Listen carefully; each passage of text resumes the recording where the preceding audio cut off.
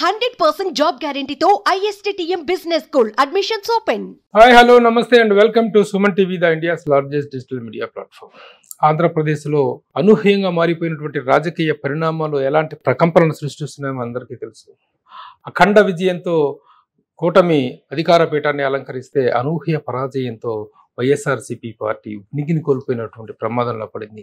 కనీసం ప్రతిపక్ష హోదా కూడా దక్కనటువంటి దారుణమైనటువంటి పరిస్థితులు పరిణామాల్లోనూ ఎవరు ఊహించి ఉండలేదు. ఇలాంటి పరిస్థితుల నేపథ్యంలో ఇన్ని సంవత్సరాలుగా ఈ 5 సంవత్సరాల పాలనలో వైఎస్ఆర్సీపీ పాలనలో నష్టపోని వర్గం అంటూ లేదు. ప్రతి ఒక్కళ్ళు కూడా సామాన్యులు మొదలుకొని రాజకీయ నాయకుల వరకు, పారిశ్రామికవేత్తల వరకు, వ్యాపారవేత్తలు ప్రతి ఒక్కళ్ళు కూడాను ఏదో రూపంలో నష్టపోయారనేటువంటిది చాలామంది ప్రముఖులు వ్యక్తం చేస్తున్నట్టు ఆవేదన. ఈ నేపథ్యంలో ప్రముఖ నటులు, నిర్మాత, రియల్టర్ మురళీమోహన్ గారు మాతో ఉన్నారు. మురళీమోహన్ గారు ఈ పరిణామాల పట్ల ఆయన అభిప్రాయాన్ని, ఈ అనూహ్య విజయం పట్ల తన స్పందనను తెలియజేయడానికి ముందుకు వచ్చినందుకు వారికి ముందుగా మా సుమన్ టీవీ ప్రేక్షకుల తరఫున కృతజ్ఞతలు తెలియజేస్తూ, సార్ నమస్తే అండి. నమస్తే. ఎలా ఫీల్ అవుతున్నారు సార్? మీరు తెలుగుదేశం పార్టీ తోటి మీరు మొదటి నుంచి మానసపుత్రులు తెలుగుదేశం పార్టీలో మొదటి నుంచి ఒక క్రియాశీలక కార్యకర్తగా ఉన్నారు, ఒక ఎంపీగా చేశారు, పార్టీతో చాలా అనుబంధం కలిగినటువంటి వ్యక్తి మీరు. ఈ అనూహ్య విజయం ఎలాంటి ఆనందాన్ని మీకు కలిగిస్తుంది? చాలా చాలా చాలా ఆనందంగా అనిపించింది.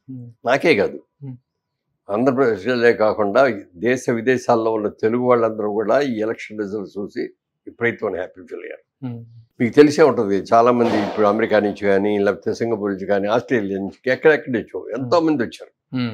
వాళ్ళందరూ కేవలం ఓట్ వేయటానికి, వాళ్ళ కుటుంబ సభ్యులకి అందరూ కూడా చెప్పి తెలిసిన అందరికీ తెలుగుదేశానికి వేయించడం కోసం వాళ్ళు వచ్చారు. ఎలక్షన్ అయ్యే వరకు కూడా వాళ్ళకి ఎంత ఖర్చు అవుతుందో తెలుసు కదా, అక్కడి నుంచి అక్కడికి వచ్చి వెళ్ళాలంటే. వాళ్ళందరూ అంతంత ఖర్చు పెట్టుకొని ఎలక్షన్ అయ్యేదాకా ఉండి మళ్ళీ రిజల్ట్స్ దాకా ఉండలేకపోయారు, వెళ్ళిపోయారు. బట్ అక్కడ మనకంటే బాగా ఆతృతగా చూసారు, సెలబ్రేట్ చూసుకున్నారు, బాగా ఆనందపడ్డారు, సెలబ్రేట్ చూసుకున్నారు. అక్కడ ఏం చేస్తారంటే ఎలక్షన్ కౌంటింగ్ రోజు వచ్చినప్పుడు అందరు కలిసి ఒక చోట అక్కడ ఒక కమ్యూనిటీ హాల్ లాంటి దాంట్లో కలుస్తారు. కలిసే ఆ రోజు అక్కడ ఫుడ్ అన్ని ఏర్పాట్లని జాగ్రత్త చేసుకుంటారు. ఆ రిజల్ట్స్ వస్తూ ఉంటాయి చూసేసి కేరింతలు కొడుతూ అలా చేసుకుంటారు. చాలా బాగా చేసుకుంటారు వాళ్ళు, మనకంటే బాగా చేసుకుంటారు ఇక్కడ వాళ్ళకంటే కూడా. అంత ఆతృతగా చూస్తారు. సెలబ్రేట్ చేసుకున్నారు. నేనేం సెలబ్రేట్ చేయటం ఏం చేయలేదు కానీ ఫ్రెండ్స్ తో కలిసి కూర్చున్నాం, ఒక 5-6 ఫ్రెండ్స్ 5-6 కలిసి చూసాము. రిజల్ట్స్ చూస్తా కూర్చున్నారు. రిజల్ట్స్ చూస్తాం. రిజల్ట్ డెఫినెట్ గా గెలుస్తామనే ఆలోచన అయితే ఉంది కానీ ఎంత వస్తుంది మెజార్టీ అనేది డౌట్ వచ్చింది. నెక్ టు నెక్ వస్తుందా, కంఫర్టబుల్ మెజార్టీ వస్తుందా అని ఆలోచిస్తే నాకు కంఫర్టబుల్ మెజార్టీ వస్తుందని నాకు అనిపించింది. కానీ వాళ్ళు చెప్పే మాటలు వింటంటే కొంతమంది నాకు తెలిసిన మిత్రులు, ఆయన కూడా తెలుగుదేశంలో ఆయన కూడా పదవులు పొందాడు. ఆయన నుంచి ఒక రోజున బ్రదరు మనం అనుకున్నంత రీతిగా లేదు, మొత్తం ఆడకే విధిగా ఉంది, మన ఎంపీల్లో కూడా ఎవరో గెలవరంట, అందరూ ఓడిపోతారంటారు అని చెవులు చెప్పాడు. ఎక్కడ ఏదో ఫంక్షన్ జరిగింది మన లాల్ బహదూర్ స్టేడియంలో, డైరెక్టర్స్ డే. ఆ రోజున ఇట్లా భుజం మీద చేసేసి దగ్గరికి తీసుకొని చెవులో చెప్పాడు. ఇప్పుడు నాకు షాక్ అయ్యాను నేను కొంచెం, కానీ అదేముండదులే అన్నా నేను. అయినా లోపల భయం ఉంది. వాళ్ళు నిజమేమో, మనకు కనపడేదేమో ఇంత బాగా కనపడుతుంది, వాళ్ళకి కనపడేది వాళ్ళు అంతా ఇదిగా ఉన్నారు. వాళ్ళు మేము బ్రహ్మాండమైన మెజార్టీతో వస్తామని ఒక పక్కన చెప్తున్నారు, వైనాట్ 175 అని కూడా చెప్తున్నారు. ఇవన్నీ చూస్తే ఏమైనా జరుగుతుందేమో, మనం అలాంటి పరిస్థితి ఎలా చేయాలి, ఎలా ఫేస్ చేయాలి అనేది కూడా ఆలోచన వచ్చింది. అంచనాలకు భిన్నంగా ఇంత అఖండమైనటువంటి మెజారిటీ రావడానికి కారణం ఏంటి అంటే మీ విశ్లేషణ ఏంటి? ముందు ఆ రోజున ఓటింగ్ అంత percentage of voting 82% of voting జరిగేటప్పటికి భారతదేశంలో ఎక్కడ ఏ రాష్ట్రంలోనూ ఎవరికీ జరగలేదు. ఇంత ఓటింగ్ జరిగింది అనగానే అనూహ్యమైన రిజల్ట్స్ వస్తాయి అనేది ఒక కాన్ఫిడెన్స్ వచ్చింది. అది దాన్ని మాకు అన్యూహం మేము అనుకున్నాం. అదే విధంగా వాళ్ళు మనం ఇచ్చిన డబ్బులన్నీ పుచ్చుకున్న వాళ్ళు అందరూ చేశారు, మనకు అద్భుతమైన విజయాలు వస్తారు వాళ్ళు అనుకున్నారు. But we are in confidence. Definite గా 130 అట్లా వస్తాయి అనుకున్నాను నేనైతే. 130 గవర్నమెంట్ ఫామ్ చేయడం, కూటమి అందరూ కలిసి 130 ఈజీగా వస్తాయి, తెలుగుదేశానికి 100కు తక్కువ లేకుండా వస్తాయి అని నేను అనుకున్నాను. రిజల్ట్స్ చూస్తే అసలు అనూహ్యం. మాకే ఇది మనం కరెక్ట్ గానే చూస్తాం, రిజల్ట్ వస్తున్నా కూడా. అవునవును, నమ్మశక్యం కానటువంటి నమ్మశక్యం కాదు అసలు. అంటే తెలుగుదేశం పెట్టిన తర్వాత ఎన్టీ రామారావు ఉన్నప్పుడు కానీ, తర్వాత చంద్రబాబు చేసినప్పుడు కానీ ఇంత అనూహ్యమైన విజయం మనం చూడాల. దానికి కారణం ఏమిటి అని విశ్లేషిస్తే అండి, నెంబర్ 1, రాష్ట్ర ముఖ్యమంత్రిగా ఆయన ఒక ఛాన్స్ అంటూ వెళ్ళి పాదయాత్రలు చేసి అందరి దగ్గర నుంచి మన్ననలు పొంది బ్రహ్మాండమైన మెజార్టీ తీసుకొని గెలిచాడు. గెలిచినప్పుడు ఆయన అన్నాడు ఒకటే మాట, నేను ఒక్కసారి కనుక గెలిచి పీఠం ఎక్కితే 30 ఏళ్ళ దాకా దిగను, నేనే ముఖ్యమంత్రి అన్నాడు. అంటే నిజమే కదా, మెజార్టీతో గెలిచాడు. ఈయన అలాగైనా పనిచేసి అలా డెవలప్ చేస్తే డెఫినెట్ గా కూడా ఆయన కదల్చలేరు. యంగ్ కుర్రాడు వచ్చాడు, బాగా చేస్తున్నాడు, డెఫినెట్ గా 30 ఏళ్ళు ఉండాలని దాని మీద ఇదిగా ఉన్నాడు. బాగా రాత్రి మాటలు కష్టపడి చేస్తాడు అనుకున్నాను, చంద్రబాబు చేసినట్టు చేస్తాడు అనుకున్నాం. కానీ మొదటి రోజే అక్కడికి వచ్చి ఆ ప్రజావేదికని బుల్డోజర్స్ ప్రొక్లైనర్స్ తీసుకొచ్చి దాన్ని పగలగొట్టేసి అని చూస్తే అర్థమైపోయింది, ఇది కన్స్ట్రక్టివ్ యాక్టివిటీ కాదు, ఈయన డిస్ట్రక్టివ్ మెంటాలిటీ అయింది అని అనిపించింది. ఎందుకంటే ఇప్పుడు లేటెస్ట్ కన్స్ట్రక్షన్స్ అని కూడా పెద్ద అపార్ట్మెంట్స్ కానీ, పెద్ద ఆఫీస్ కాంప్లెక్స్ కానీ ఏ చేసినా కూడా ఐరన్ స్ట్రక్చర్స్ తోటి చేస్తాం మేము. తుర్కం సిమెంట్ పోల్స్ అవన్నీ పోసేవాళ్ళం. అలా కాకుండా ప్యాటర్న్ ఆఫ్ కన్స్ట్రక్షన్ మారిపోయి ఐరన్ కన్స్ట్రక్షన్ తోటి పెద్ద పెద్ద గడ్డర్స్ లాంటివి అన్ని చేసి మిగిలినన్ని రెగ్యులర్ అట్లాగా వచ్చేటట్టుగా చేస్తున్నాం.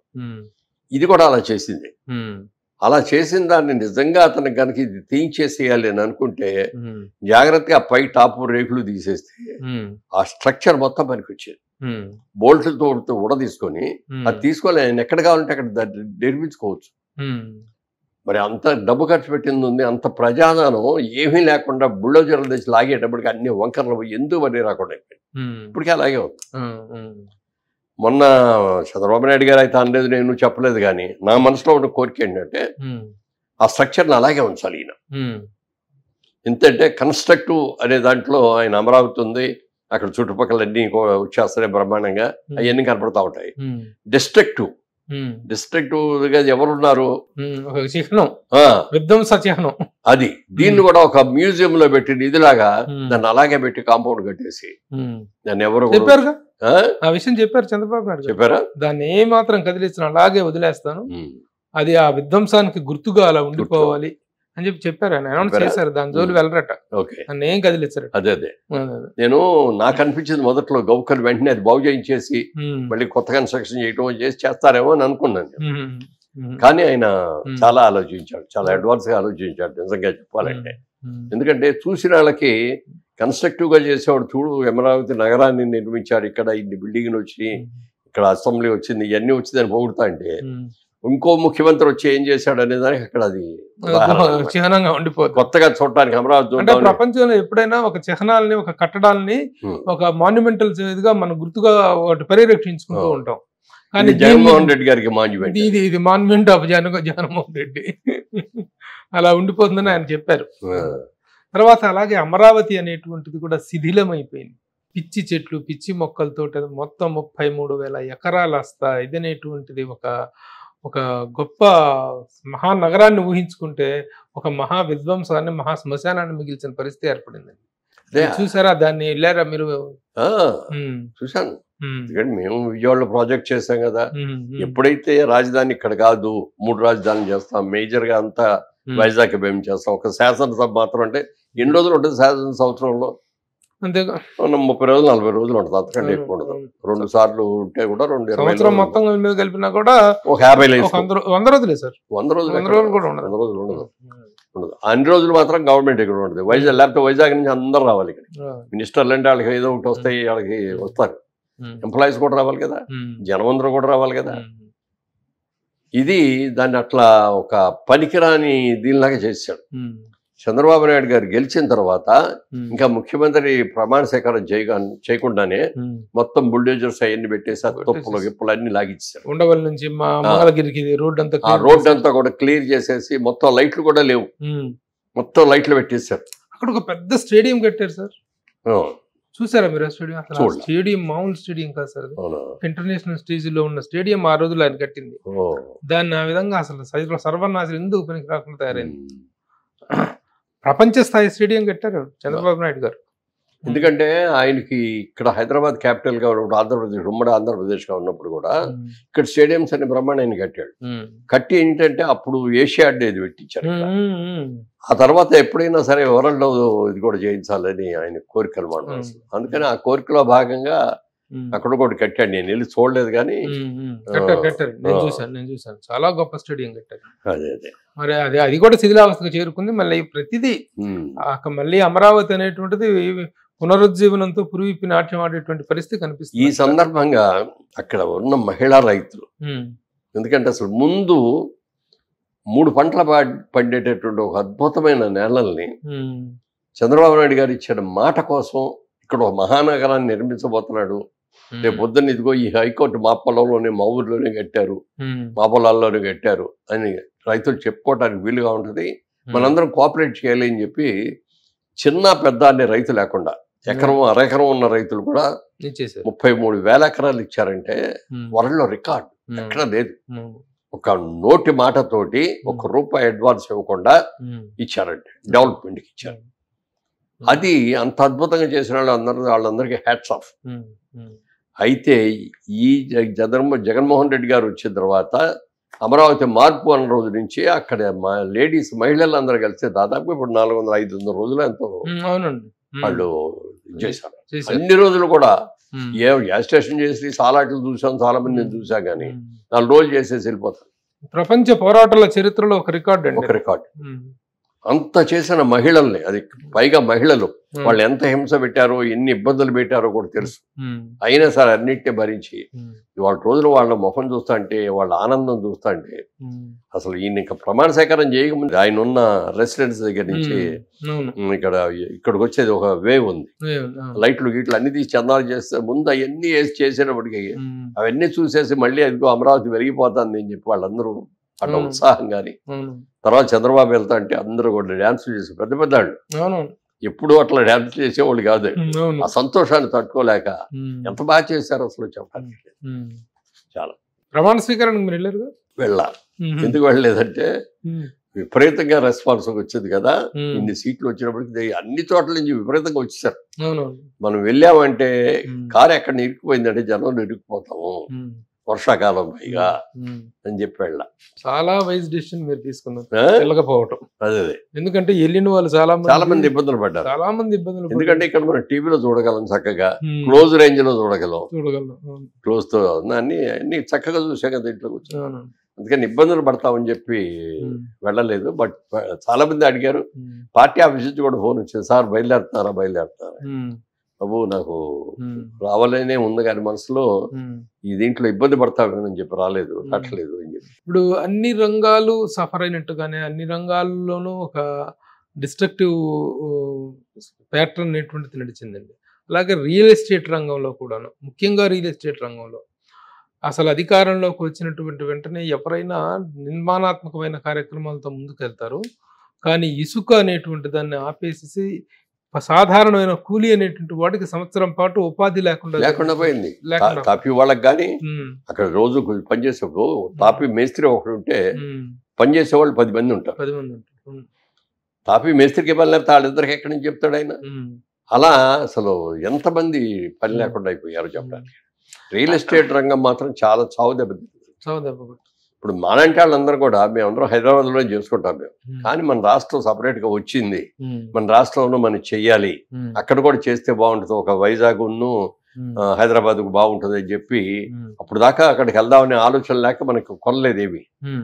అప్పుడు ఎవరన్నా డెవలప్మెంట్కి ఇస్తారో అని చెప్పి ఒక ఆయన దగ్గరికి వెళ్ళి ఆయన డెవలప్మెంట్కి ఇస్తారంటే అది తీసుకుని దాంట్లో ప్రాజెక్ట్ చేసాం. మంచి ప్రాజెక్ట్ చేసాం. హైదరాబాద్లో ఏ స్టాండర్డ్లో కడతాం ఆ స్టాండర్డ్లో కట్టాం. అయితే ఎప్పుడైతే రాజధానిని 3 రాజధానులను మార్చేశారో అప్పుడు దాకా బిజినెస్ అయిపోతే అనుకున్న టైంలో కన్స్ట్రక్షన్ అయిపోవచ్చింది, ఈ బిజినెస్ వచ్చేస్తారు వరుసలా అనుకున్న దాంట్లో ఈ డెసిషన్ ఎప్పుడైతే వచ్చిందో మొత్తం స్టాప్. జగన్మోహన్ రెడ్డి గారు అమలు చేసిన ఇసుక పాలసీ అని, నిర్మాణ కార్యక్రమాలు, నిర్మాణ రంగం పట్ల ఆయన తీసుకున్నటువంటి నిర్ణయాలు ఎలాంటి పరిణామాలకు దారితీసినట్టు ఏం చెప్తారు మీకున్నటువంటి అనుభవంతో? ఎలాంటి అంటే అన్ని కూడా స్తంభించిపోయినాయి.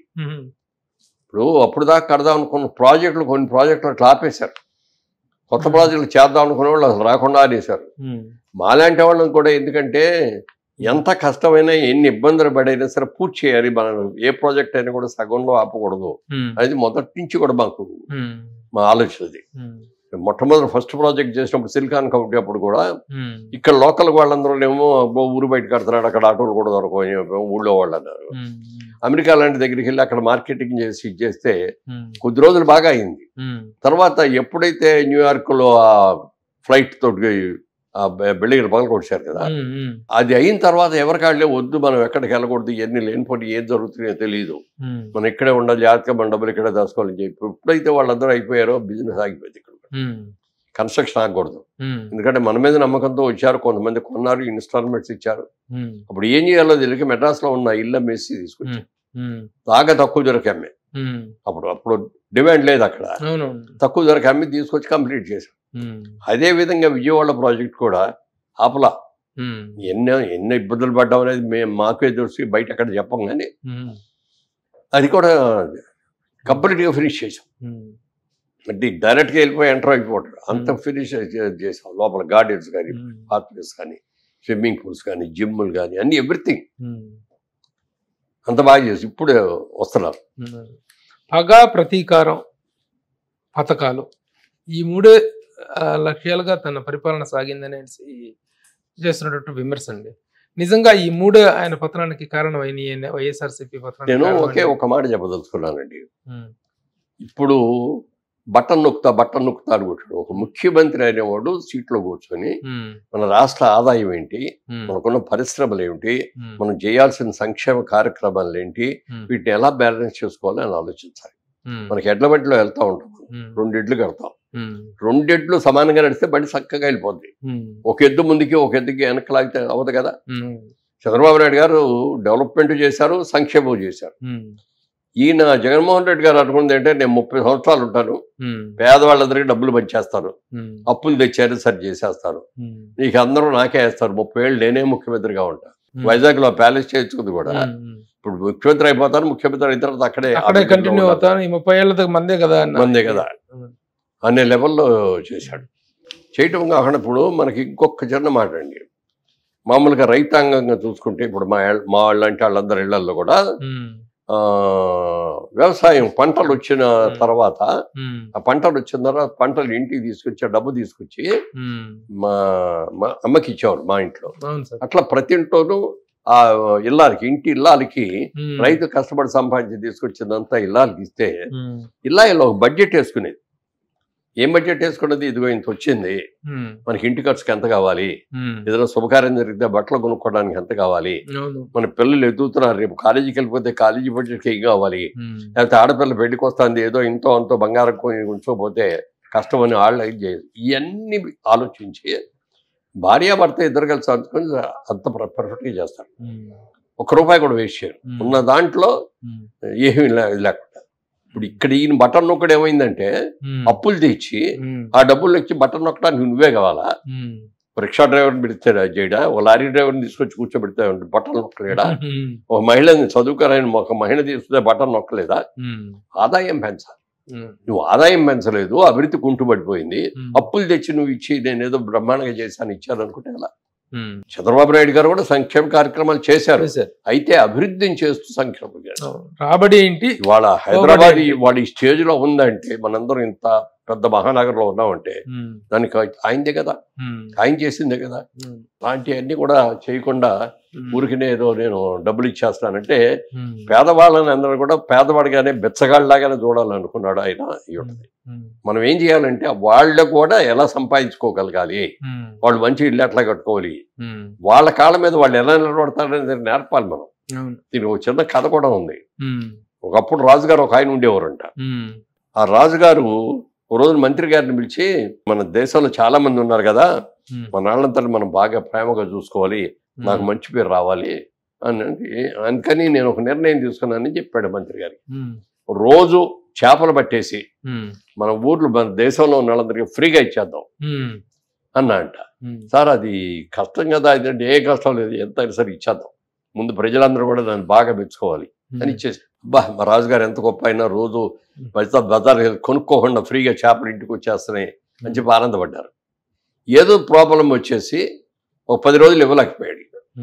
ఇవ్వలేకపోతే ఈ తీసుకొని పొగిడిన వీళ్ళందరూ రాజుగారికి ఏం మాయరోగం వచ్చింది, రోజు ఇచ్చేవాడు ఇవ్వలేదు, ఇవాడు ఏం తింటాం, రోజు అలవాటు పడి ఉన్నాం దానికి, ఇప్పుడు ఇవి ఎలా తింటాం అని చెప్పి తిట్టడం మొదలెట్టారు.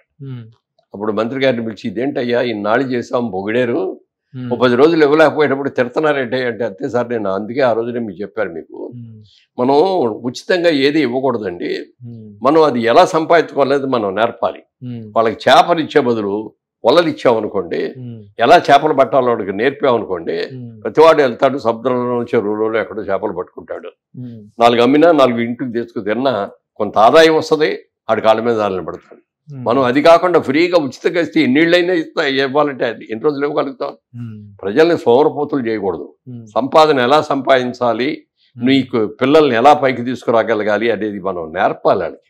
వాళ్ళ కాళ్ళ మీద వాళ్ళు నిలబడేటట్టు చూడాలి, అంతేగాని ఎప్పుడు దేహి భిక్షాదేహి అన్నట్టుగా ఉండకూడదు.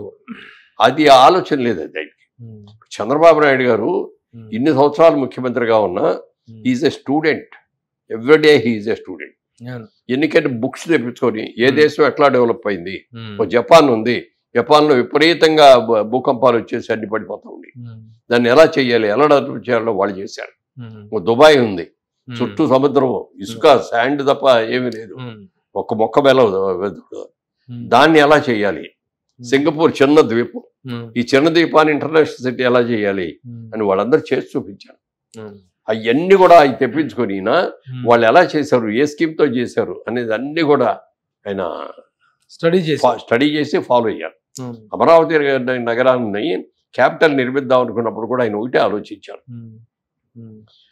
ఆంధ్రప్రదేశ్ తెలంగాణ వాళ్ళకి ఏమో హైదరాబాద్ ఉంది బ్రహ్మాండమైంది, ఆల్రెడీ నిజాం ప్రభుత్వాల్లో కట్టిన బిల్డింగుల్లో పెట్టి చేసుకున్నాం, స్టార్ట్ చేసాం, తర్వాత మనం కూడా కట్టుకున్నాం. అదే తమిళనాడు ఉందంటే చెన్నై ఉంది, కోయంబత్తూర్ ఉంది, సేలం ఉంది, 3 బ్రహ్మాండమైన సిటీస్ ఉన్నాయి.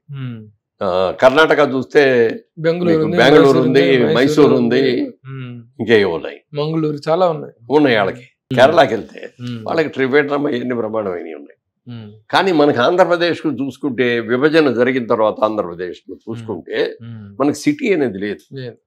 Vijayawada is not a city, Vizag is not a city, it's big towns, metro towns మరి గుంటూరు అలాంటిదే, తిరుపతి అలాంటిదే, అనంతపురం అలాంటిదే. ఇక్కడ ఇలాంటి దానికి ఒక సిటీ, ఒక అద్భుతమైన సిటీ, క్యాపిటల్ సిటీ అనేది కనుక మనం అద్భుతంగా రిలైజ్ చేసుకోగలిగితే అందరూ అక్కడ వస్తారు ఆ సిటీలో ఉండడానికి. ఎప్పుడైనా సరే వాళ్ళు తెలంగాణ చూడండి, తెలంగాణలో రాష్ట్ర ఆదాయంలో 90% హైదరాబాదే, మిగిలిందంతా కలిపితే 10% వస్తుంది. అలా ఒక సిటీ, ఒక అద్భుతమైన సిటీని చేయాలని విజయవాడ, మంగళగిరి, తెనాలి, గుంటూరు ఇవన్నీ కలిపి ఒక పెద్ద సిటీకి అమరావతి సిటీని చేయాలని దాన్ని ప్లాన్ చేశారు. అంత ప్లాన్స్ చేసి మొదలుపెట్టి చేసిన దానికి అంటే మరి ప్రజల నిర్ణయాన్ని కూడా మనం శిరసా వహించాలి. కానీ ఇంత బాగా చేసిన ఆయనకు కూడా ఓటేయలేదు, గెలిపించలేదంటే ఏమిటో అర్థం కదా నాకు.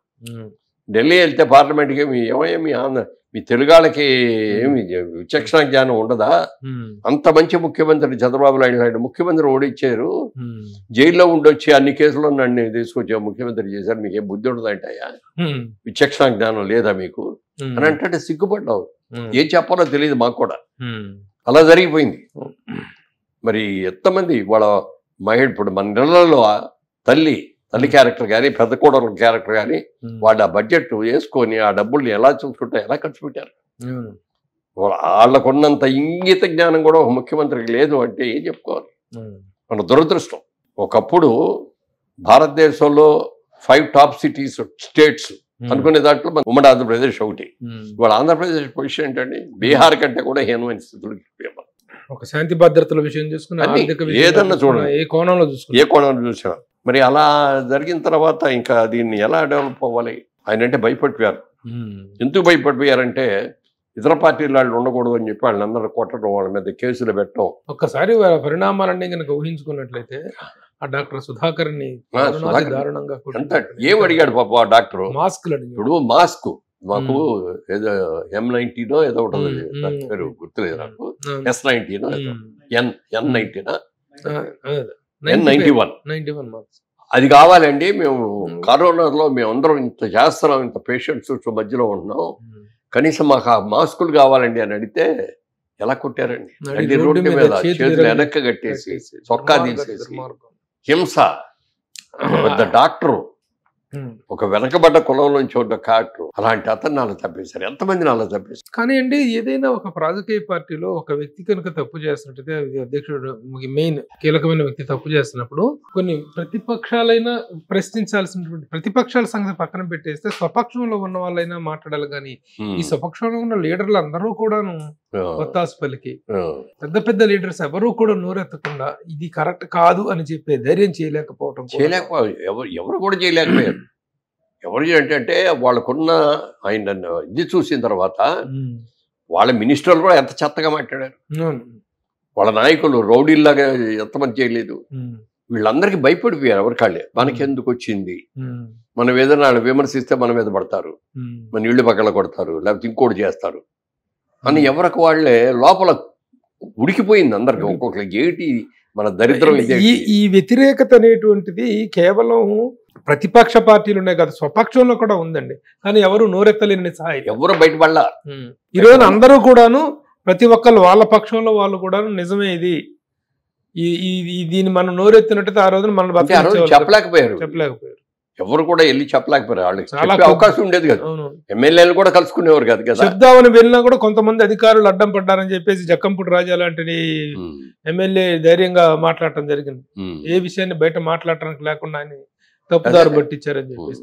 ఎవరు ఎక్కువ బాగా తిడితే వాళ్ళకి మంచి అవకాశాలు కల్పించారు. ఏంటి ఎంత చండాలమైన మాట్లాడండి. భాష ఎంత భయంకరమైన భాష. ఈ 5 సంవత్సరాల పాటు వాడినటువంటి భాషని టీవీలో మొత్తం మాధ్యమాలన్నింటిలో, సోషల్ మీడియా అన్నింటిలో కూడా పెద్దవాళ్ళు మొదలుకో చిన్నపిల్లలు కూడా ఆ భాషను వాడటం, ఆ భాష తాలూకు ప్రభావం అనేటువంటి పిల్లల మీద కూడా ఒక విష ప్రభావాన్ని చూపించింది.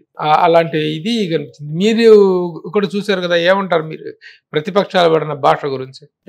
చాలా అసహ్యమేసింది. ఎందుకంటే ఒక గౌరవపదమైనటువంటి ఉన్నత పదవుల్లో ఉన్నారు వాళ్ళు. అంటే మా అందరికి, మా తాలూకా అంటే మా కాన్స్టిట్యున్సీ అందరికీ గొప్పని ఓట్లేసి గెలిపించుకున్నాం. మన కాన్స్టిట్యున్సీ అతను మనం తప్పు చేస్తే దిద్దాల్సింది పోయి వాడే తప్పులు చేస్తే ఎంపీ అనేవాడు 7 కాన్స్టిట్యున్సీకి నాయకుడు. మన సమస్యలన్నిటి కూడా ఢిల్లీలో కూర్చొని, పార్లమెంట్లో కూర్చొని, అక్కడ కేంద్ర మంత్రులు కూర్చొని మనకు కావాల్సి తెచ్చుకొని చేసుకోవచ్చు. వీళ్ళందరూ ఎవడే లేడండి. ఎవడికాడ సొంత లాభం ఏంటి, మనకి ఏంటి సంపాదించుకోవడం, అయ్యే లోపల ఎంత సంపాదించాలి, ఎంత అమ్ముకోవాలి, లేకపోతే ఎంత మట్టి దవ్వుకొని అమ్మేసుకోవాలి, ఎన్ని కాంట్రాక్టుల్లో లాభాలు పెట్టుకొని, ఏదో 7 లక్షల రూపాయలు అయ్యే కాంట్రాక్ట్ని 2 లక్షలు 3 లక్షలకి ఇచ్చారు. అందులో డబ్బు తీసుకొని ఇటు చేసుకోవడం. అలాగే ఇప్పుడు ఎన్నో చోట్ల బ్యాంకుల నుంచి తాకట్లు పెట్టి వడ్డీకి తెచ్చారు కదా డబ్బు. ఏది పేదవాళ్ళందరూ కూడా ఈ సంక్షేమ కార్యక్రమాల కోసం, పథకాల కోసం ఆ డబ్బులు కూడా సరిగ్గా సగం తినేశారు. ఆ డబ్బులు కూడా ముఖ్యమంత్రి గారి లెవెల్లోనే సగం వెళ్ళిపోయింది.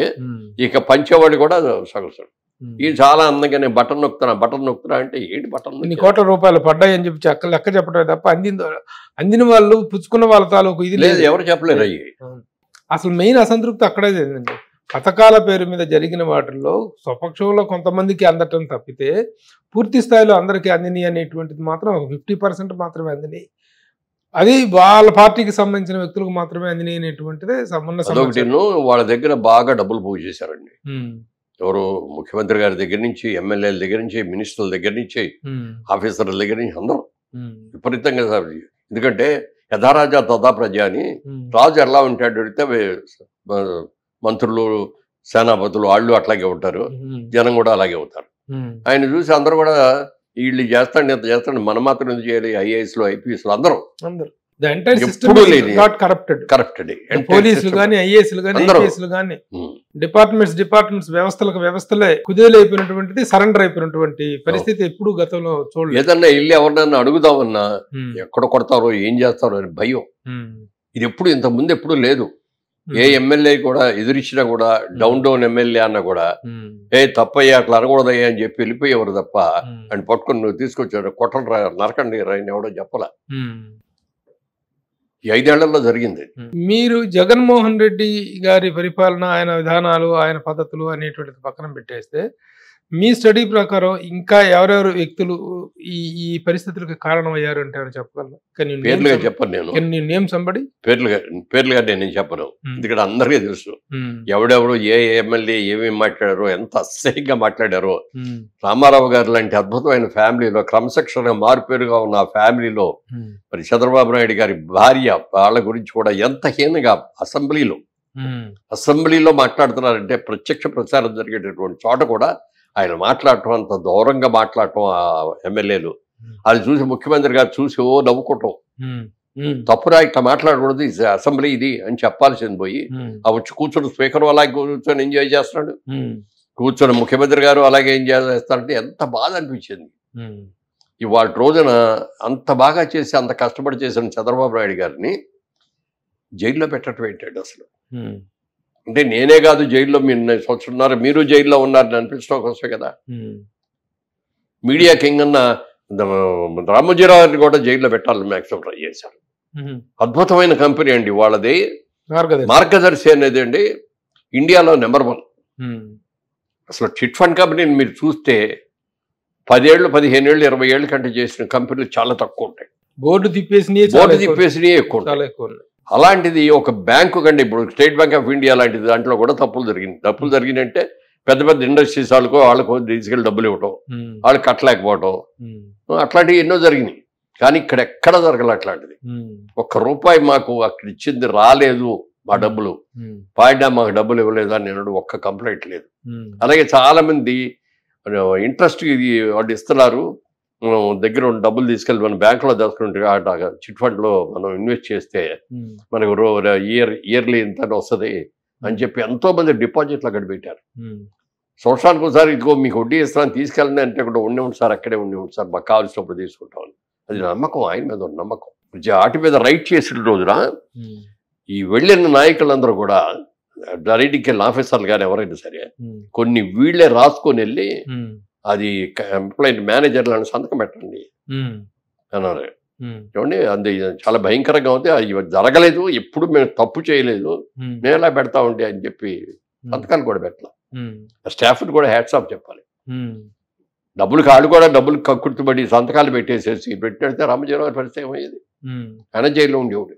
ఏదొచ్చే ప్రయత్నాలు చేశారు సార్ మీకు తెలిసినటువంటి కన్స్ట్రక్టివ్ గా పర్టికులర్ ఇష్యూస్ ఏమైనా రామోజీరావు గారిని జైల్లో పెట్టించడం కోసం చేసిన ప్రయత్నాలు?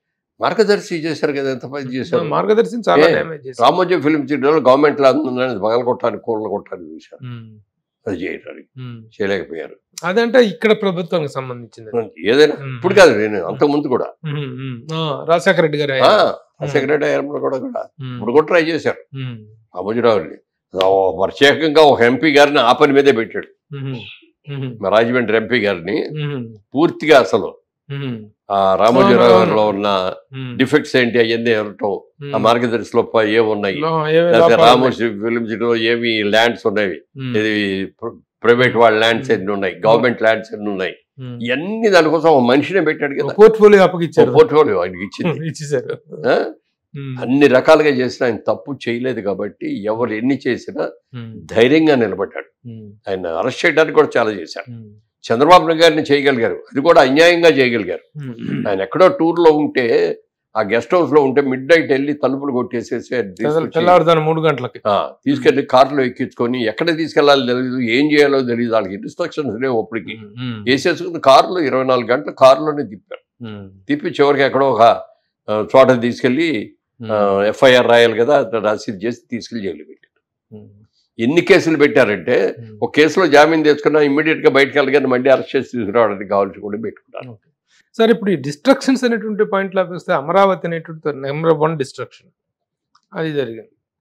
తర్వాత రియల్ ఎస్టేట్ రంగం అనేటువంటి సర్వనాశనం అయిపోయింది, రోడ్లు అనేటువంటి సర్వనాశనం అయిపోయింది. అసలు ఎన్ని రోడ్లు అండి ఆయన ప్లాన్ చేసింది? అమరావతి నుంచి కర్నూలు కానీ, అనంతపురం కానీ, కడప కానీ వెళ్ళటానికి హైవేస్, బ్రహ్మాండమైన హైవేస్. అలాగే వీటిల్లో ప్రాజెక్టులు చాలా నాశనం అయిపోతే అట్లా మొట్టమొదటి పోలవరం ప్రాజెక్టు.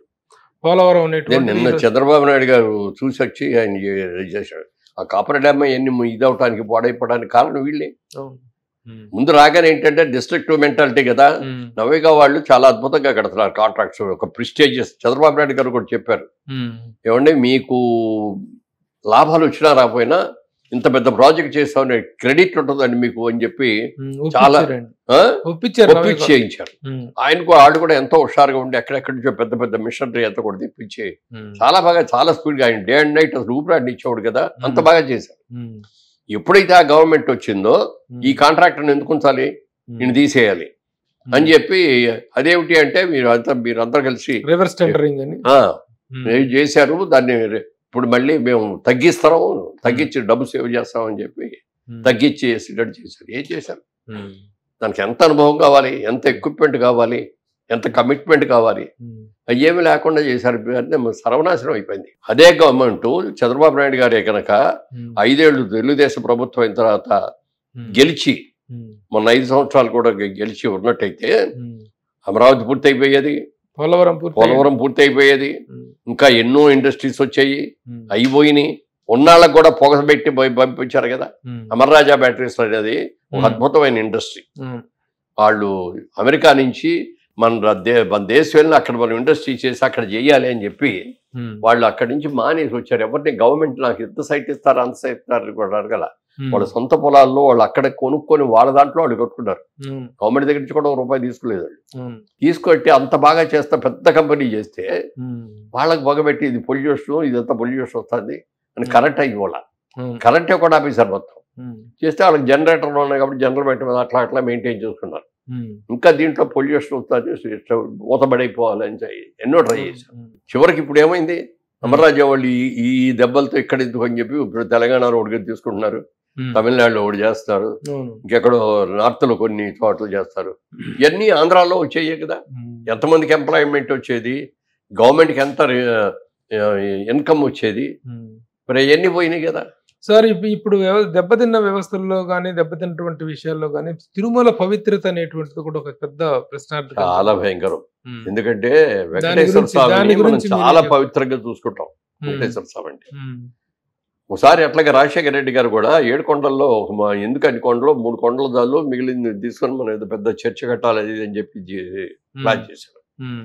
అసెంబ్లీలో దాని గురించి డిస్కషన్ వచ్చిన రోజు చంద్రబాబు నాయుడు గారు రాజశేఖర రెడ్డి గారు మీరు తప్పు చేస్తున్నారు, వెంకటేశ్వర స్వామితో పెట్టుకున్నాడు ఎవడో కూడా బట్ట కట్టలేదు, మీరు కనుక అది ముట్టుకున్నారంటే మీరు కూడా పతనం అయిపోతారు అని చెప్పి అసెంబ్లీలో ఆఖరి రోజు స్పీచ్లో చెప్పాడు. అది జరిగిన మరుసటి రోజే ఆయన హెలికాప్టర్లో వెళ్ళి కూలిపోయి ముక్కలు అయిపోయి చచ్చిపోయింది. ఈయన అంతే కదా, దాన్ని కలుషితం చేసాడు. నువ్వు నీ నమ్మకం నీకు ఉండొచ్చు, నీ దేవుడిని నువ్వు పూజించు, నా నమ్మకానికి నేను పూజ చేసుకుంటా, కానీ ఇతర దేవుళ్ళని ఇతర మతాలని హీనంగా చూడటం, హింసించడం, విమర్శించడం చేయకూడదు. అంత పవిత్రంగా అంత ఎక్సలెంట్ గా చేశారు. తిరుపతి అన్య మతస్థుల్ని చాలా మందిని అక్కడ డిప్లాయ్ చేయడం జరిగింది. అది చేయదు, జనరల్ గా అన్య మతస్థులు పెట్టకూడదు. దేవస్థానం ఈవెన్ ఎంట్రీ కూడా రెస్ట్రిక్టెడ్. ఎవరన్నా మేము ఇవ్వం నీకు మాకు నమ్మకం ఉంది అని అంటేనే ఇతర మతస్థుల్ని సంతకం చేస్తేనే ఇతర మతస్థుల్ని పైకి ఎలా చేస్తారు. అలాంటిది మందు అన్ని అక్కడ భోజనాలు, నాన్ వెజిటేరియన్స్ అన్ని పైన సప్లై చేసే కార్యక్రమాలు చేశారు. టికెట్స్ కూడా బయట అమ్మేసుకోవటం, శ్రీవాణి టికెట్స్ పెట్టారు. ఇప్పుడు తిరుపతి వెళ్ళడానికి వెళ్ళాడు, దర్శనం దొరకకపోతే కాటేజ్ దొరకకపోతే ముందు ఇబ్బంది పడుతుంది. మీకు మంచి కాటేజ్ ఇప్పిస్తారండి అంటాడు. ఆ కాటేజ్ దానికి 2000, 5000, 10,000 ఉంటది ఇది రోజుకి. అది కట్టుకోవడానికి ఎవరు ఇవ్వడరు. అది ఇప్పించినందుకు 50,000 అడుగుతాడు. దర్శన టికెట్లు, ఆ దర్శన టికెట్లు నేను ఇప్పిస్తాను, నాకు ఎంత కావాలి, లేకపోతే లడ్డూలు రావటం దొరకదామని లడ్డూలు నాకు లడ్డూకి ఎంత కావాలి, అట్లా ఎవడెవడు ఎన్ని అన్యాయాలు అవకాశాలు ఉంటే అన్ని విధాలుగా జరిగింది. రాజశేఖర రెడ్డి గారు వాళ్ళ నాన్నగారు ఏం తప్పు చేశాడో, ఎలా శిక్షించబడ్డాడో ఈయన తెలుసుకోలేకపోయాడు. సరిగ్గా అదే జరిగింది. ఈయన కూడా చచ్చిపోలేదు కానీ ప్రాణ నష్టం జరగలేదు, కానీ ఈయనకి ఎంత ఇన్సల్ట్ అండి. 151 సీట్ల అధికారుల నుంచి ఉండి కనీసం ప్రతిపక్ష హోదా కూడా దక్కని 11 కూడా రావాలనుకున్నాం మేము. ఆఖరిలోకి వచ్చేప్పటికి 10 దగ్గర ఆగింది. నెక్స్ట్ ఇంకో 2 కౌంటింగ్లు ఉన్నాయి, వేరియేషన్ కూడా చాలా తక్కువ ఉంది. 9కి వెళ్ళిపోతాడు, సింగిల్ డిజిట్కి వెళ్తాడు అనుకున్నాం. కానీ వాళ్ళ అదృష్టం బాగుండో ఏమో కానీ 11 వచ్చి, కానీ వాళ్ళు పోయారు కదా, ఒకళ్ళు వెళ్ళి జంప్ కొట్టారు. ఎవరు ఉంటారండి అందులో కూడా ఎవరు అంతమంది అక్కడే ఉంటాడు, ఇంకెవరు ఉండరు.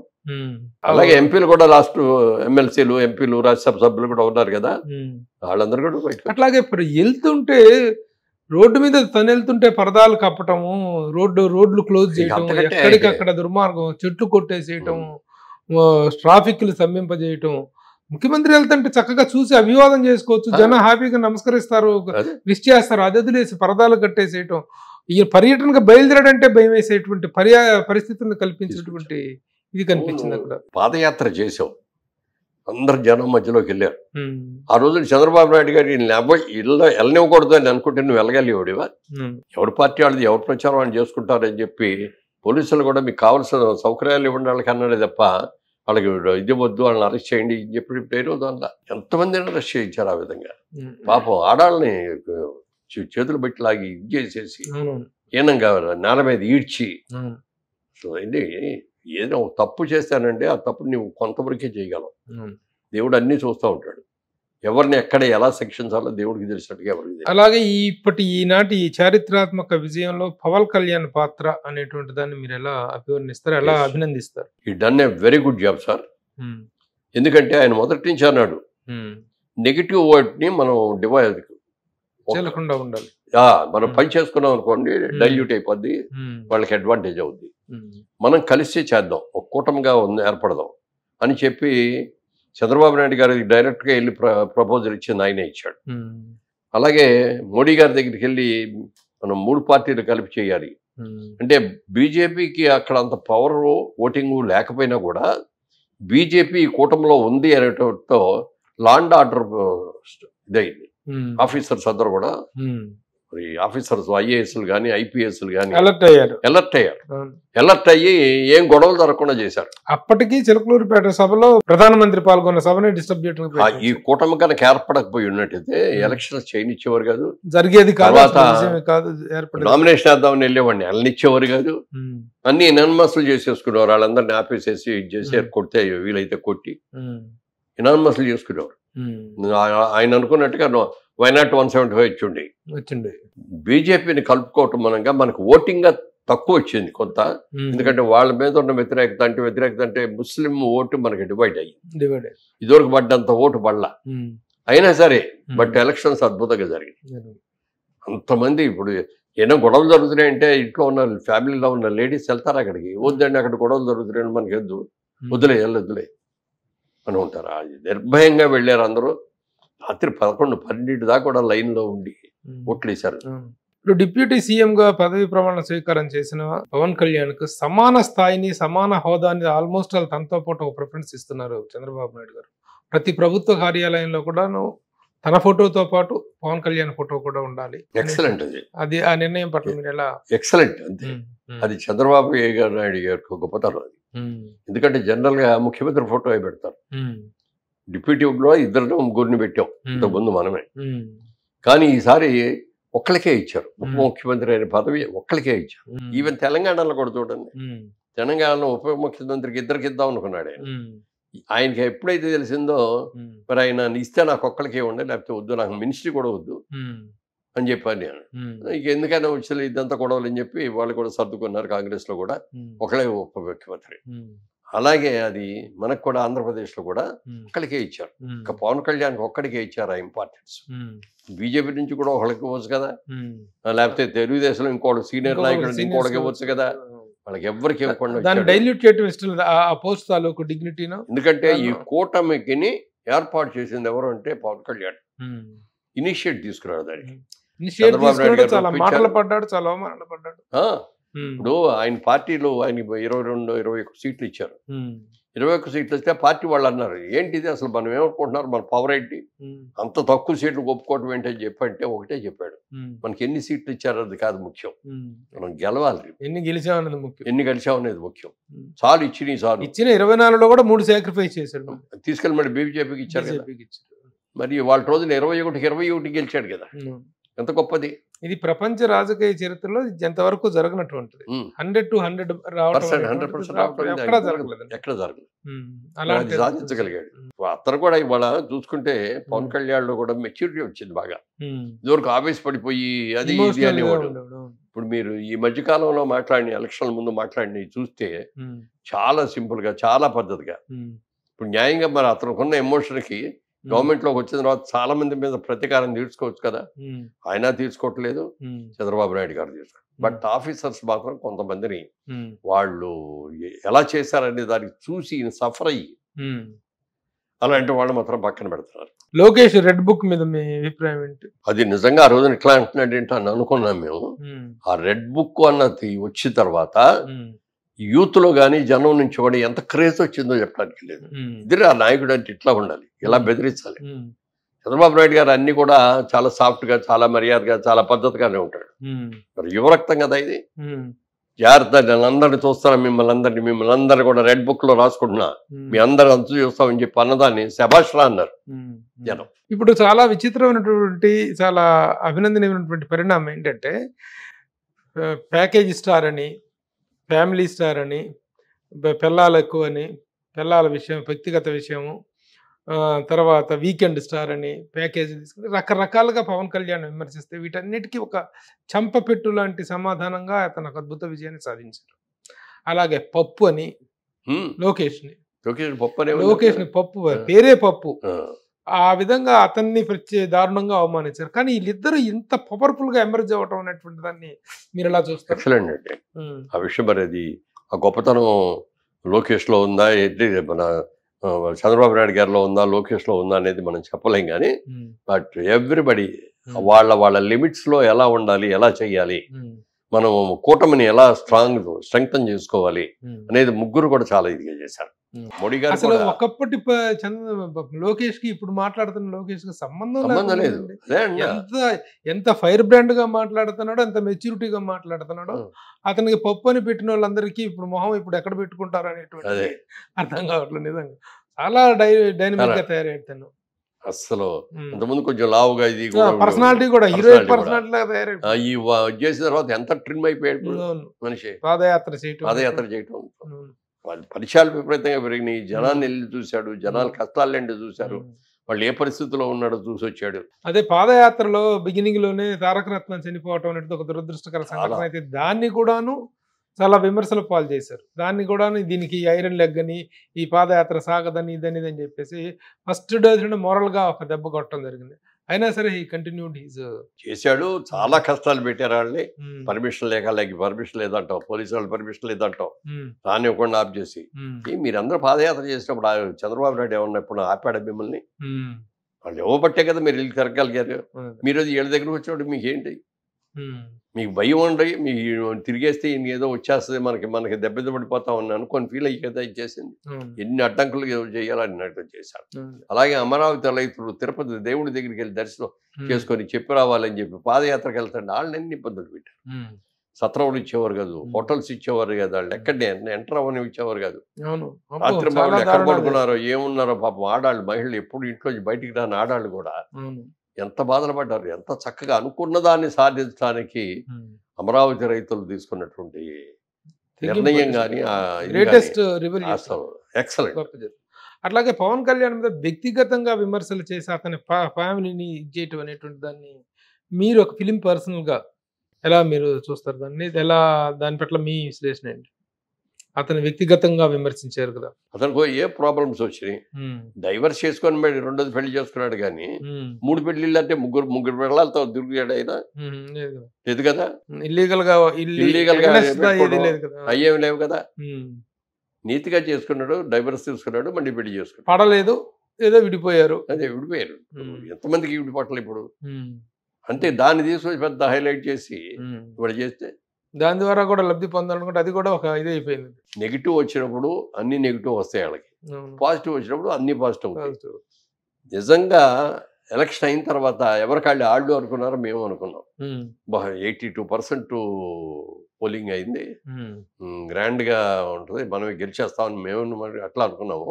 వాళ్ళు అలాగే అనుకున్నారు.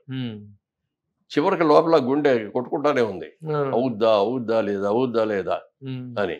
చివరికి ఆ రోజు వచ్చింది, అద్భుతంగా వచ్చి చూసేటప్పుడు అప్పుడు అనిపించింది సైలెంట్ ఓటింగ్ జరిగింది.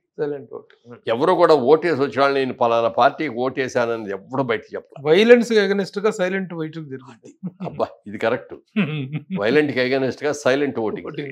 మెగా ఫ్యామిలీలో ఆ రోజున పవన్ కళ్యాణ్ గారు ఆ ఇంటికి వచ్చిన రోజున మీరు చూసే ఉంటారు ఆ వీడియో. సాక్షాత్తు దేశ ప్రధాని మోడీ గారు ఆ వీడియో చూసి మీ ఫ్యామిలీ బాండింగ్ చాలా గొప్పగా ఉంది, ఐ లైక్ ఇట్ అని చెప్పేసి ఆ సభలో మొన్న ఆ అన్నదమ్ములు రోజు సభలో అన్నయ్య వచ్చారా అని అడిగాడు. ఇక్కడే కూర్చున్నారంటే ఏం చెప్పండి, పద పద పద అని చెప్పి చేయించుకొని తీసుకొని వాళ్ళు ముగ్గురు కలిసి ఇట్లా చేతులు కలుపుకొని ఇట్లా చేసి ఆయన్ని అభినందించి ఈయన్ని అభినందించి ఆయన కూడా ఇక ఆ స్టిల్ కొన్ని కోట్ల మంది ఫోన్స్ లో డిపి అయింది. ఆ స్టిల్ పైగా చిరంజీవి గారు అది ఆనందాన్ని తట్టుకోలేక పవన్ కళ్యాణ్ ఇట్లా బొగ్గు పెట్టి ఇట్లా అంటే ఆ సీన్ చూస్తేనండి అందరూ కూడా ఆహా అనిపించింది మా అందరూ కూడా. మీ కళ్ళు కూడా చెమరుస్తాయి అసలు. Wonderful scene, wonderful scene. Bonding, family bonding లో కానీ అంటే వాళ్ళు ఫ్యామిలీ అందరూ కూడా చాలా బాగుంటారండి. పెద్ద ఫ్యామిలీ అయిపోయింది కదా వాళ్ళది కూడా. అవునవును. చిరంజీవి గారు ఎంత గొప్ప, సురేష్ గారు కూడా అంతే గొప్ప. అలాగే ఈ రోజున కంపారిటివ్ గా కూడా మాట్లాడుతున్నారు. ఫిల్మ్ ఇండస్ట్రీ ఎలా ఉండబోతుంది ఇప్పుడు చంద్రబాబు నాయుడు గారు వచ్చిన తర్వాత, ఈ కూటమి ఏర్పడిన తర్వాత పవన్ కళ్యాణ్ అనేటువంటి ఒక పెద్ద స్టార్ కూడాను ప్రభుత్వంలో భాగమైనటువంటి ఈ సందర్భంలో ఫిల్మ్ ఇండస్ట్రీ పరిస్థితి ఎలా ఉండబోతుంది? చాలా బాగుంటుందండి. ఫిల్మ్ ఇండస్ట్రీకి చాలా బాగుంటుంది. కిందటి గవర్నమెంట్ లో ఎంత అవమానాలు చేస్తారో, ఎంత చేశారో కూడా మనం చూసాం. మొట్టమొదటి చిరంజీవి గారిని పిలిపించుకొని చాలా మర్యాదగా ఇంటికి పిలిపించుకొని చక్కగా భార్యాభర్తలు ఇద్దరు కూడా ఆయన్ని చేసి అక్కడే ఒక షాలు గిల్లు కప్పి లోపలికి తీసుకెళ్లి ఇద్దరు డిన్నర్ లో అందరూ కలిసి కూర్చొని లంచ్ లో కూర్చొని కొన్ని గంటలు సరదాగా కబుర్లు చెప్పుకొని వచ్చారు. వచ్చినప్పుడు ఆయన ఆలోచించింది ఏంటంటే, నేను ఒక్కడే రావటం కాదండి, మా హీరోలు అందరూ వస్తారు, నేను వాళ్ళందరూ తీసుకొని వస్తాను అని చెప్పి ఆయన మాట ఇచ్చి వచ్చి ఇక్కడి నుంచి తీసుకెళ్ళాడు. అంతమంది హీరోలు తీసుకొని వెళ్తే లోపలికి ఎంట్రీ లేదు. ఒక 1/2 కిలోమీటర్ పైన నడిపించారు. అక్కడ ఊరు కాంపౌండ్ అవుట్ అక్కడ బయట అక్కడ వరకు కార్లు రావాలి.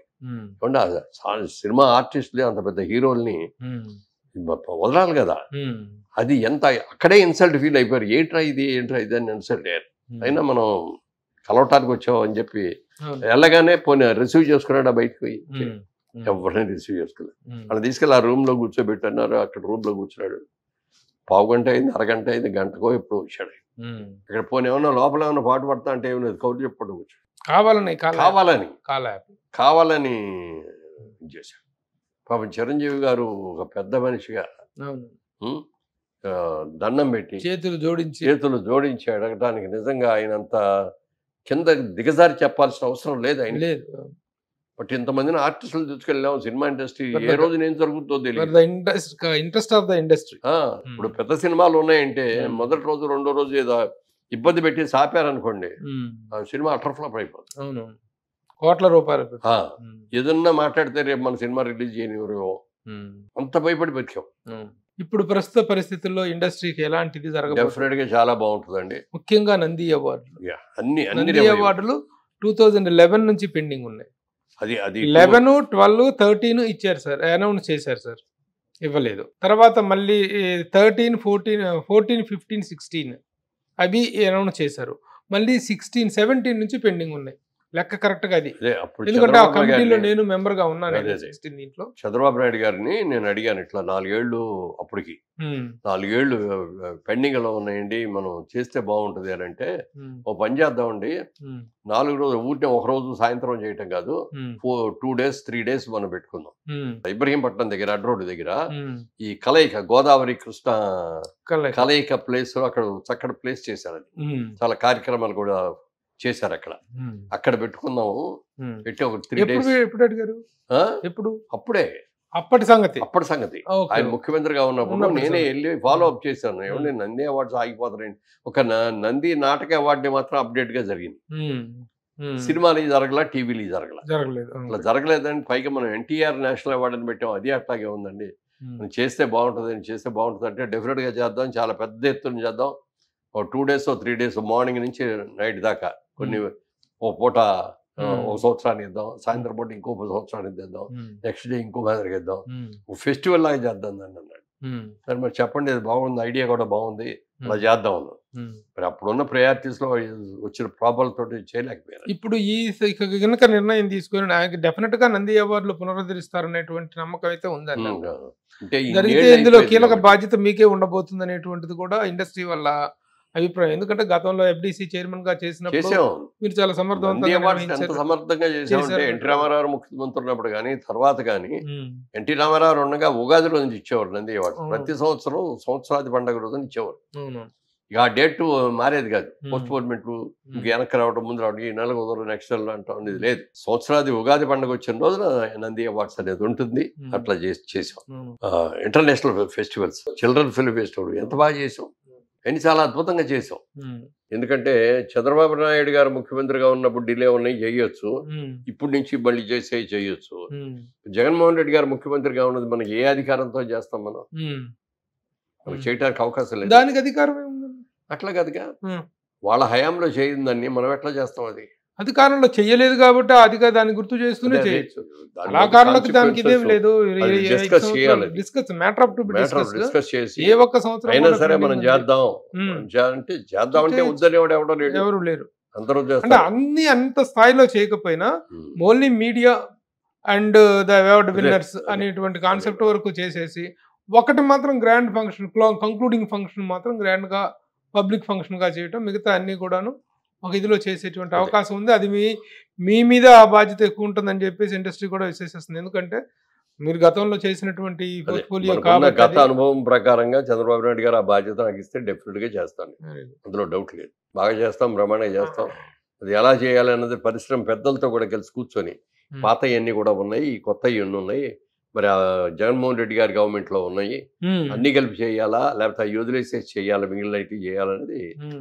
దీనికి ఒక కమిటీ కూడా ఫామ్ చేసి ఆ కమిటీ చేయాలి. ప్రకారం చేయాల్సిన అవసరం. ఎందుకంటే ఉమ్. ఇప్పుడు ప్రయారిటీస్ ప్రకారం చూసుకుంటే క్యాపిటల్ది అవును. అమరావతి అవును. మొదలు పెట్టించి అవును. నన్ను వెళ్ళి ఉమ్. కూలంకషంగా ప్రతి ఇంజనీర్లు కూడా అడిగాడు, ఉమ్. ఈ గవర్నమెంట్ తప్పు చేస్తా అంటే మీరు చెప్పక్కర్లేదా? ఉమ్. గవర్నమెంట్ సజెస్ట్ చేయాలి కదా, ఉమ్. ఇది వెంటనే చేయకపోతే ఇంత నష్టం వస్తుంది అని చెప్పి ఉమ్. వాళ్ళు జరిగిన నష్టాన్ని చేయడానికి 1 year అదే పడుతుంది. ఉమ్. ఆ? ఈ మిగిలినంత ప్లాన్ చేస్తే మినిమం 4 years పడుతుంది. సార్ ఒక సజెషన్ కూడా చేయొచ్చు సార్ మన నంది అవార్డ్స్ విషయం. ఎందుకంటే ఆ కమిటీలో మొదటి నుంచి ఉన్న వాళ్ళం, మీతో పాటు పనిచేసిన వాళ్ళం కాబట్టి ఇప్పుడు ఇంతమందిని ఇక్కడ నుంచి తీసుకెళ్లిపోయి విజయవాడలో ఆ స్థాయిలో భారీ స్థాయిలో చేయాల్సినటువంటి అవసరమే లేదు. అనౌన్స్డ్ కాబట్టి 2016 దాకా అనౌన్స్డ్ కాబట్టి అవి ఇక్కడే ఒక ఫంక్షన్ చేసేసి ఇండస్ట్రీ వాళ్ళందరూ ఇక్కడే ఉంటారు కాబట్టి ఇండస్ట్రీ ఇక్కడ ఉంది కాబట్టి ఇక్కడ చేయటం అనే ఆలోచన చాలా కరెక్ట్. ఉమ్. కానీ ఉమ్మడి రాజధాని అయిపోయింది మనది. ఆ, ఇవాళ పొరుగు రాష్ట్రం అయిపోతుంది మనకి. అవును. ఎందుకంటే ఒక్కోసారి కావాలంటే 3 నెలలకు ఒకసారి ఉమ్. ఫంక్షన్స్ లాగా పెట్టి ఓ ఫంక్షన్ వైజాగ్, ఓ ఫంక్షన్ ఇక్కడ, ఓ ఫంక్షన్ అనంతపూర్, ఓ కర్నూలు, ఉమ్. అట్లా 3 ఫంక్షన్స్ లాగా డివైడ్ చేసేవచ్చు. కానీ ఉమ్. పోనీ అలాగైనా ఇక్కడ సరే. చేస్తామంటే మన ఉమ్. రాష్ట్రం కాదు ఇప్పుడు. ఉమ్. అడిగితే కాదని అనరు, డెఫినెట్గా ఇక్కడ చేసుకొని బ్రహ్మాండంగా ఉంటుంది అని అంటారు. ఆర్టిస్టులకి అందరికి కన్వీనియంటే. అదే. కానీ మన రాష్ట్రం ఒక ప్రత్యేకమైన రాష్ట్రం అయిన తర్వాత ఉమ్. ఇవాళ మన ఫంక్షన్ మనం అక్కడ చేసుకోవాలి తప్ప ఉమ్. ఇక్కడికి వచ్చేయటం అనేది కరెక్ట్ కాదు. సినిమా ఇండస్ట్రీకి ఆ స్టేట్ ఈ స్టేట్ అనేది ఉండదు. ఉండదు. సినిమా ఈజ్ తెలుగు వాళ్ళు ఎక్కడ ఉన్నా తెలుగు వాళ్ళు అందరికి తెలుసు. ఇవాళ మన సినిమాలు ఒక తెలుగు సినిమా కాదు, ఒక ఇంటర్నేషనల్ లెవెల్ సినిమాలు చేస్తున్నాం ఇవాళ మనం. ఉమ్. సినిమాలు మన దేశ సినిమాలు వరల్డ్ వైడ్ ఒకేసారి రిలీజ్ అవుతాయి. అవును. Pan India cinema pan India cinema world అవుతుంది. అన్ని లాంగ్వేజ్లో కూడా వచ్చేస్తాయి. అవును. ఇవాళ ఈ పరిస్థితుల్లో జాగ్రత్తగా చేయాలి, బాగా చేయాలి. మురళీమోహన్ గారు తెలుగుదేశం పార్టీలో ఆ రోజు నుంచి ఈ రోజు వరకు కూడాను ఒక క్రియాశీలకమైనటువంటి వ్యక్తి, ఒక ప్రముఖమైనటువంటి వ్యక్తి. ఇక ముందు మీది ఏదైనా పాత్ర ఉంటుందా? క్రియాశీలక రాజకీయాలకు నేను దూరము, నేను రిటైర్ అయ్యానని చెప్పారు. కానీ ప్రస్తుతం ఉన్నటువంటి పరిస్థితులు ఆహ్వానం తగినట్టుగా ఉన్నాయి. ఎలాంటి పాత్ర మీరు పోషించబోతున్నారు? అదేమి నాకు లేదు. చంద్రబాబు గురించి ఇదిగో ఈ బాధ్యత మీరు చేయండి అంటే చేయడానికి నేను సిద్ధంగా ఉన్నాను. ఉమ్. అంతేగాని నేను ఇనిషియేట్ తీసేసుకొని నేనే వెళ్ళిపోయి అది చేద్దామని ఇది చేద్దామని అని చెప్పడానికి లేదు. ఉమ్. కాబట్టి ఆయనకున్న ప్రయారిటీస్ దృష్టిలో పెట్టుకొని సార్ ఇది కూడా ప్రయారిటీ పెట్టుకోండి, ఉమ్. ఇది కూడా చేయాలి మనం ఉమ్. అనేది మాత్రం నేను జ్ఞాపకం చేస్తాను ఆయనకి. మీరు కలిసారా మళ్ళీ? లేదు, ఇంకా నిన్న కలుద్దాం అనుకున్నాను. నేను విజయవాడ వెళ్ళాను, ఉమ్. ఆయన ఏమో పోలవరం వెళ్ళారు. చివరిగా ఇంకో ప్రశ్న. పవన్ కళ్యాణ్ చాలా కీలకమైన శాఖలు ఇవ్వటం జరిగింది. ఉప ముఖ్యమంత్రి అనేటువంటి చాలా ఇచ్చారు. ఆయన పర్ఫార్మెన్స్ ఎలా ఉంటుంది? మనకు యాక్టర్గా తనకున్న క్రేజ్ ఏమిటో మనకు తెలుసు, యాజ్ అన్ యాక్టర్గా ఒక స్టార్గా తెలుసు. బట్ పొలిటికల్ పర్సనాలిటీగా, రాజకీయవేత్తగా ఎలాంటి పర్ఫార్మెన్స్ ఇస్తాడని మీరు అనుకుంటున్నారు? కొంచెం ఇమోషనల్ పర్సన్ కదా. అదే ఎమోషనల్ పర్సన్. ఇదివరకు ఎన్నిసార్లు ఎంత ఎమోషనల్ గా మాట్లాడాడో ఎంత చేశాడో తెలుసు. ఏదో చిరంజీవి గారిని ఎవడో ఏదో అంటే గన్ పట్టుకొని వెళ్ళిన సందర్భాలు కానీ, ఇవాళ పరిణితి చెందిన నాయకుడు ఉన్నాడు అందులో. చాలా ఇప్పుడు గెలిచిన తర్వాత అనొచ్చు కదా, నన్ను ఇట్లా అన్నారు రండి అని పిలవచ్చు. కానీ ఎంత గౌరవంగా ఉండాలో అంత ఉన్నాడు. ఎవరిని విమర్శించట్లేదు. వద్దంటున్నాడు మెయిన్. వద్దండి మీద నీళ్ళు చల్లుతాడు, అభిమానుల ఆవేశం మీద ఆవేశం వద్దని అన్నాడు. అన్ని కూడా ఉన్నాయి. తర్వాత ఏమో చంద్రబాబు నాయుడు గారికి ఎంత గౌరవం ఇవ్వాలో ఆయన ఇస్తున్నాడు.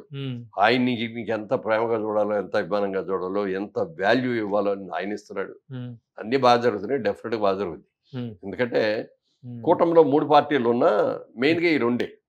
బీజేపీ కూడా ఉంది. బీజేపీకి స్థానం ఉంటుంది. అది వాళ్ళకి మినిస్ట్రీస్ ఏం రావాలో అవి ఇస్తారు. అది వాళ్ళే సెలెక్ట్ చేసుకుంటారు ఎవరికి మినిస్ట్రీ ఇవ్వాలి అనేది గవర్నమెంట్. నందమూరి ఫ్యామిలీతో విశేషమైన అనుబంధం కలిగినటువంటి వ్యక్తి మీరు. చంద్రబాబు నాయుడు గారు, లోకేష్, బాలకృష్ణ గారు, పురంధరేశ్వర్ గారు, ఇద్దరు అల్లుళ్ళు, భరత్, వీళ్ళంతా ఇంతమంది ఆ ఫ్యామిలీలో నుంచి ఎలక్ట్ అవ్వటం. ఒకప్పుడు ఇదంతా వెన్నుపోటు పొడిచిన బ్యాచ్ అనేటువంటి పేరున్నటువంటి ఫ్యామిలీ ఇదంతా. వీళ్ళందరూ కూడా ఆ ఇదిలో ఉన్నారు. ఆ అపనింద మోస్తున్నటువంటి వాళ్ళు. వీళ్ళందరూ ఈ రోజున ఒక చక్కని పొజిషన్లో అధికారంలోకి రావటాన్ని మీరు ఎలా చూస్తారు? అంటే మొన్న మినిస్ట్రీస్ ఇచ్చి ఒకసారి చూస్తే చంద్రబాబు నాయుడు గారి విజ్ఞత మనకు అర్థం. బాలకృష్ణ గారు చూసుకుంటే బాలకృష్ణ గారు పెద్దలుడు లోకేష్ అనుకోండి, రెండోరుడు భరత్, వాళ్ళందరూ బ్రహ్మాండమైన మెజార్టీ గెలిచారు. చదువుకున్నాళ్ళు, చాలా ఇది ఉన్నది. మినిస్ట్రీస్ ఇవ్వచ్చు. బాలకృష్ణ గారికి కూడా మినిస్ట్రీ ఇవ్వాలి, భర్తకు కూడా ఇవ్వాల. ఒక లోకేష్ మాత్రం ఇచ్చారు. ఇంకా తప్పితే ఇంకెవరికి ఆ ఫ్యామిలీలో ఎవరికి ఇవ్వలేదు. గుర్తు చేసుకోండి. ఆయన కన్నా ఆ ఫ్యామిలీ అన్ని చేసేడితే ఇదిగో మిగిలిన చోట్ల వచ్చినట్టుగా ఆయన కూడా ఫ్యామిలీ అంతా వాళ్ళే చేసుకుంటున్నారు, ఇది చేస్తారు, ఆడే పంచుకున్నారు అనే మాట వచ్చేది. అందుకని అందరినీ కన్విన్స్ చేసి ఎవరికి కూడా ఫ్యామిలీలో ఎవరికి ఇవ్వలేదు కదా. ఒక్క లోకేష్ కి మినహాయిస్తే ఇంకెవరికి ఇవ్వరు. ఇంకా 3 సార్లు గెలిచాడు బాలకృష్ణ గారు. ఉప ముఖ్యమంత్రి ఇవ్వచ్చు ఆయనకి న్యాయంగా. ఎన్టీ రామారావు అబ్బాయి, ఎన్టీఆర్ గారు వారసుడు, ఉప ముఖ్యమంత్రి ఇచ్చి మంచి ఇది ఇవ్వచ్చు. లోకేష్ ఇతనితో పాటు పవన్ కళ్యాణ్తో పాటు ఈయనకి ఇవ్వచ్చు అని అది కూడా వద్దనుకున్నాడు. ఎందుకంటే డిఫరెన్స్ ఆఫ్ ఒపీనియన్ రాకూడదు. ఇది మనం ఎంత చక్కగా కలిసి ఉన్నాం, ఇది చివరిదాకా ఈ కలిసి ఉండాలి. అలా ఉండపోయి ఏయో ప్రాబ్లమ్స్ వచ్చేసి విడిపోయారనుకోండి, మళ్ళీ నెక్స్ట్ ఎలక్షన్ వచ్చేటప్పుడు మళ్ళీ అది డిసడ్వాంటేజ్. ఈ కూటమి బీటలు వారుద్దని ఆశలతో ఉన్న వాళ్ళకి చాలా మంది వాళ్ళకి నిరాశే కలుగుతుంది. కూటమి రోజు రోజుకి కూడా స్ట్రాంగ్ గా అవుతుంది. కాంక్రీట్ కంటే కూడా బలమైన కూటమిగా ఉంది. ఎవరు ఏం చేయలేరు. కేంద్రంలో కూడా మంచి సపోర్ట్ ఇవాళ మనకి ఇంత మెజార్టీతో గెలిచామని ఇక్కడ అనిపిస్తే, రెండో విధంగా ఆలోచిస్తే, మన స్వార్థంగా ఆలోచిస్తే బీజేపీకి ఆ లెవెల్కి తగ్గటం మనకి అడ్వాంటేజ్. వాళ్ళ బీజేపీలో మనం తెలుగుదేశం అనేది కలవకపోతే గవర్నమెంట్ లేదు. చంద్రబాబు నాయుడు గారికి చాలా ఆఫర్లు వచ్చినాయి. ప్రైమ్ మినిస్టర్ నీకు ఇస్తాం వచ్చి కలువు అని. నాకు అక్కర్లేదు, నాకు కావాల్సిన మా కూటమి పేరుతో నేను గెలిచాము, మేమందరం కూటమితోనే ఉంటాను తప్ప ఇంకో చోటకి వెళ్ళం అని చెప్పి నేను నాకు అసలు కావాల్సిన ప్రైమ్ మినిస్టర్ అవ్వాలంటే నేను ఎప్పుడో అయ్యి ఉండేవాడిని. నాకు అసలు ఆశ కూడా లేదు. నాకు ముందు నా స్టేట్ బంగారమైన స్టేట్లో కదా నేను చెయ్యాలి అనేది దాన్ని బట్టి కాన్సన్ట్రేషన్ అంతా. వాజ్పేయిని కానీ ఏకే గుజరాల్ కానీ ప్రైమ్ మినిస్టర్ చేయడంలో కీలక పాత్ర పోషించినటువంటి వ్యక్తి. Very good sir. ఇవాళ మళ్ళీ ఆ ఇంపార్టెన్స్ వచ్చింది చంద్రబాబు నాయుడు గారికి, ప్రాధాన్యత. లాస్ట్ టైం ఒక 3 months క్రితం 6 months క్రితం ఢిల్లీ వెళ్ళి ఏదైనా మీటింగ్ పెట్టి ఎవరు పట్టించుకునేవారు కాదు, ఎవరు ప్రసాద్ వచ్చేవాడు కాదు. అదేమంటే సార్ మాకు రిస్ట్రిక్షన్స్ ఉన్నాయి, మీకు తెలియదే ఉంది అది ఇది అన్నారు. ఎప్పుడైతే కూటమి కలిసిందో, ఎక్స్ట్రాడినరీ మెజారిటీస్ వచ్చినాయో, అసలు ఆల్ ఇండియా లెవెల్లో ఎక్కడ చూసినా ఢిల్లీ పేపర్స్, నేషనల్ పేపర్స్ అన్నింటిలో ఈయన గురించి, ఈయన ఇంటర్వ్యూలు ఎన్ని వచ్చాయి. సో అన్ని మంచి సుఖములే, కోరిక తీరే దీవెనలే అన్నట్టుగా చాలా బాగుంది. అంటే ప్రాస్పెరట్స్ గా విజ్ఞత తెలుగు వాళ్ళు డబ్బులు ఇస్తేనే డబ్బులు కమ్ముడిపోతారు అనే దాన్ని కాకుండా, మా దగ్గర బోర్డులో ఎంత కావాలంటే అంత పారేస్తాం, మేమే గెలుస్తాం అన్నది, డబ్బులు కాదు ముఖ్యం అనేది ప్రూవ్ చేశారు. విజయవాడలో మీ వెంచర్ ఏ పరిస్థితిలో ఉంది? ఇప్పుడు ఎలాంటి ఊపు వచ్చింది? అదే ఇప్పుడు ఎంక్వైరీలు బాగా పెరిగినాయి. ఈజీగా నేను అనుకోండి నెక్స్ట్ 2-3 months అది క్లోజ్ అయిపోతుంది. ఎందుకంటే బాగా కట్టాం. ఇప్పుడు అందరూ కూడా వెళ్ళి అందులో ఉండగలిగే స్టేజ్లో అన్నీ ఉన్నాయి, అన్ని ఫెసిలిటీస్. ఇప్పుడు మిగతా అందరికీ కూడా రిహాబిలేషన్ వస్తుందండి. అందరికీ వస్తాయి. వెనక ముందు అన్ని. ఇప్పుడు మన చంద్రశేఖర్ గారు ఫేమస్ గుంటూరు ఎంపీ, ఆయన 3 apartmentలో ఉంటున్నాడు. ఆయన నా ఒకే ఫ్లోర్లో 4 అపార్ట్మెంట్ 4 కావాలని అడిగాడు ఆయన. కాకపోతే ఎక్కడ 4 లేవు. అందుకని ఒక్క చోట మాత్రం 3 ఉంటే సరే అయితే ఆ 3 ఇవ్వండి నాకు అని చెప్పి ఆయన ఆఫీసు ఆయన ఫ్యామిలీ అందరూ అక్కడే ఉన్నారు. మన అపార్ట్మెంట్స్. ఓకే. పేరేంటి సార్ అది? జైబెరీ ద క్యాపిటల్. జైబెరీ ద క్యాపిటల్ వెంచర్ పేరు. Okay okay okay. All sold out almost all. అప్పుడు ఈ కవల అవుతుంది.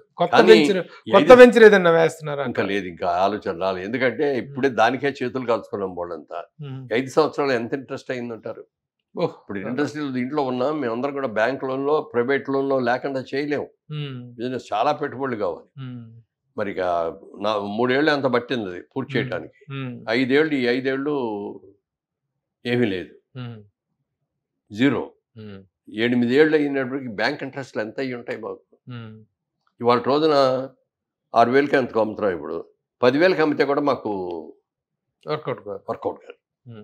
బట్ అలా అని చెప్పి మనం 10,000 ఇస్తే మేము అమ్ముతాం అనేది అనకూడదు. కాబట్టి గ్రాడ్యువల్గా పెంచుకుంటూ వెళ్తాం. డెఫినెట్గా. Very good sir.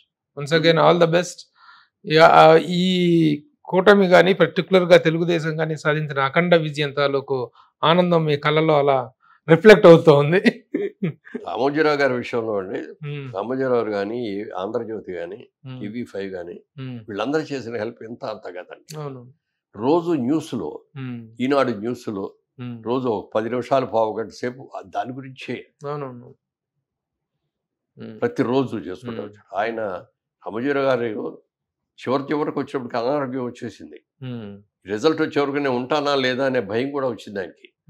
భయం ఇంకా 4 రోజులు ఉంది, ఈ 4 రోజులు నేను ఎలా అయినా సరే బతకాలి, ఆ వార్త చూడాలి, నేను చూడాలి అని అనుకుని రోజులు గంటలు సెకండ్ లెక్కేసుకొని రిజల్ట్ వచ్చిన తర్వాత ఆ రోజంతా నాకు ఫ్యామిలీలో వాళ్ళు కొంతమంది చెప్పారు, బయట చెప్పారు, అసలు ఎంత ఆనందపడిపోయాడండి.